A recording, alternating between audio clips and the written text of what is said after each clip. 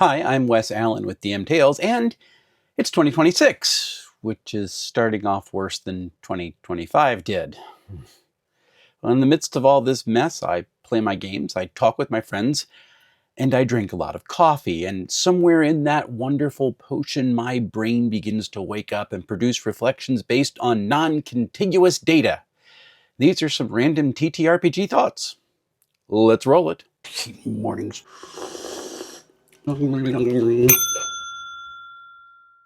My daughter got me Coriolis the Great Dark for Christmas, and I'm kind of excited to dive into it. I enjoyed reading the previous Coriolis game, The Third Horizon, but I really felt the book was too dense and it didn't function well as a reference. This updated version seems to solve both the struggles and the density of the lore, and the book is just more readable, so I'm really looking forward to jumping into it. I'm starting a Tales of Argosa campaign in February, and the 4 players I've got in the group all have their characters created. I also think everyone's getting the book as well, which makes me really happy. I am very excited to run this game. I've wanted to run this engine ever since I first encountered Low Life 2090 and Low Fantasy Gaming, and I'm psyched to finally get to do it. Page is coming, and I'm going to be busy.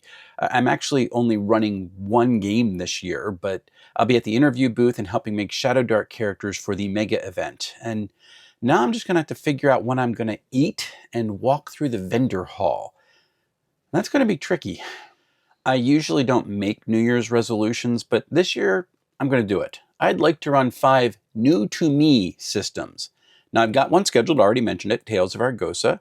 I got 1 more tentatively scheduled for a one-shot, that's Dolmenwood, and 2 more that I'm aspirational about, that's Dreams and Machines and the Electric State. Coriolis, the Great Dark, is probably going to be my 5th because I want to do a Year Zero game again.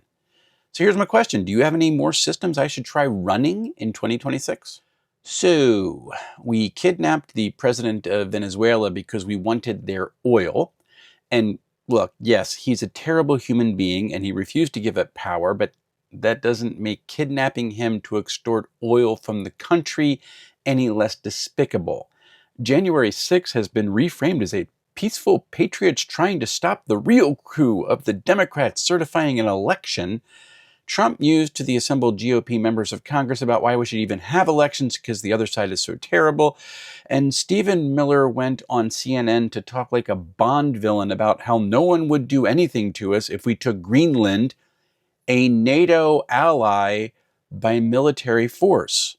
And to cap it all off, ICE murdered a U.S. citizen in Minneapolis, and the regime, which has zero credibility, and that's actually an understatement, claimed the woman was committing an act of domestic terrorism. Trump also said the agent who shot her was recovering in the hospital. He wasn't touched by the dang car. There was nobody run over. We live in the worst timeline. And these horrible people are trying to ruin the world because they believe they'll be cemented on top when the ash stops falling. And now for something lighter, because it's 2026 and I really need to accelerate EcclesiaCon 2026 prep. I feel behind, but in reality, I'm ahead of where I was last year. So if you'd like to run some games at EcclesiaCon, which is May 1st and 2nd in Palmyra, New Jersey, we still got space. And badge sales will open soon, hoping to get them up before Page even hits. We'll be rolling dice, and we'll be doing some good by raising money for booksmiles.org, literacy organization here in South Jersey, and my church's roof replacement loan. Also, it's not a 50-50 split. 75% of the proceeds are going to Book Smiles. I hate raising money for myself. I have come a long way in my appreciation of conventions ever since I was overwhelmed during my first trip to PAX Unplugged. Through them, I have made some great friends. I've interacted with folks from the channel in person, which was really cool, and I've developed a number of wonderful contacts in the industry. So if you've never been to a convention and you fear like something like PAX Unplugged or Gen Con may be too overwhelming, I encourage you to look for some smaller regional conventions. Or you can check out Page or something like Gamehole Con if you want a more national feel to what you're going to. Because at these things, you'll get to play some new games, you'll pick up some great deals on books, and you will meet a lot of amazing folks. I cannot recommend more wholeheartedly doing a convention experience at least once if you're part of this hobby. It is really cool. The general thought about TTRPGs is that the proliferation of so many games is making it hard for new games to stand out because the pie of the industry is only so big. And I think there's some general truth to that. But I also think we need to take another vantage point to explain why, even in this limited pie industry, so many games are succeeding even though the pie is only so big. And here's the thing. I think when we change the vantage point, we realize it's not really a pie. I mean, yeah, there are folks who will only play a single game and that's it. And my personal experience is that folks who have this mindset are more typically D&D players.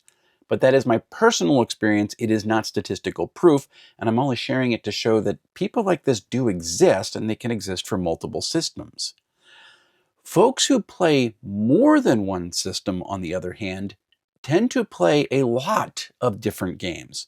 So it's not that people just play Shadow Dark or Pathfinder or Daggerheart instead of D&D, it's that they tend to play those games and more. Now, is it harder for a game to get noticed because there's so many games out there? Sure, I mean, that's going to be an issue. But if a game does get noticed, if it has that wonderful moment, right, where it gets noticed, we have to understand that the potential player base is a lot larger than the percentage of people who are left over when the bigger game's estimated player bases is tallied. Because the industry's not pie. We have limited resources. Like, we have a pie of material we can give to the hobby. So we can't play all the games, but we also aren't limited to playing whatever our favorite game happens to be, because the industry's not pie. And a lot of folks in this hobby, they love the creative sparks they get from encountering a bunch of different games and bringing those creative sparks to their tables. So just play more games. It's a lot of fun. All right. Dang it, Dolmenwood, you had to go and be really, really interesting, didn't you? Oh no, you couldn't be just reskinned BX, for which I'd already been there, done that, bought the t-shirt. You had to be familiar and different with unique concepts and unique vibe in this TTRPG space. See, I thought I could just let you be on your own for a while because it's really just BX, but no, you had to go and suck me in. And you know what? I need to say this to you because if I don't, I'm going to be really annoyed. Oh my gosh, thank you so much for this wild game. It's so neat and I cannot wait to play and run it. So there. I enjoyed the end of Stranger Things. Now, I did not enjoy the entire episode. I didn't think it was the greatest. It was fine, but the show's had better episodes, and I think the end of season 3 and season 4 were a lot better than the conclusion for season 5. I enjoyed the end of Stranger Things. And I'm going to pause here for 5 seconds just because spoilers will be following.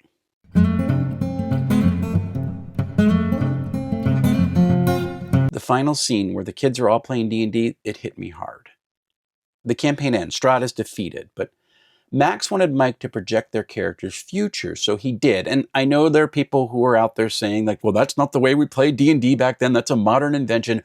But this is for the television show, because what Mike does in the story is he takes the characters from the campaign and he overlays them into the lives of the characters from the show. And in that, we see all these characters at the start of some amazing lives triggered by all the things that they had been through.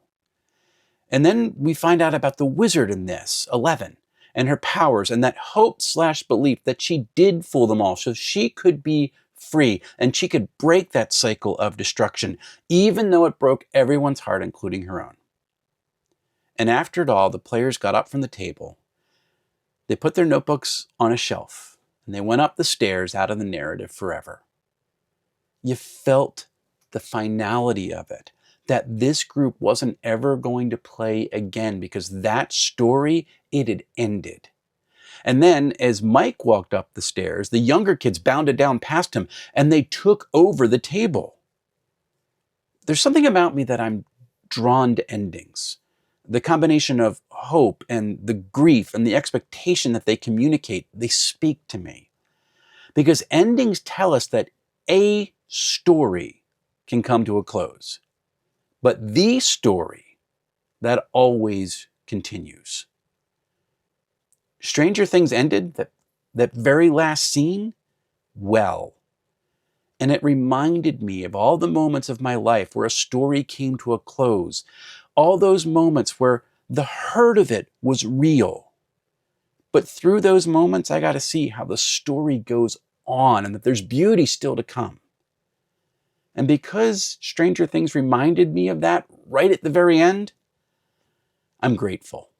Star Trek Adventures is being edited, I promise. I've also got Dolman Wood's core rulebook read and most of the Broken Steps for Dreams and Machines read as well. Both really cool books. So look for those on the channel soon.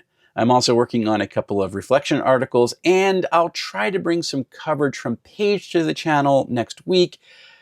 My schedule between working the interview booth and helping with the Shadow Dark event is kind of booked up, so we'll see what I can capture while I'm there. Like I said earlier, I don't even know how much time I'm going to have to walk the expo hall, so it's going to be kind of rough. I will say this, if you're coming to Paige, make sure you say hi when you see me. And if you're there, you will see me because it's a wonderfully intimate convention. Until we see each other again, folks, happy playing, everyone.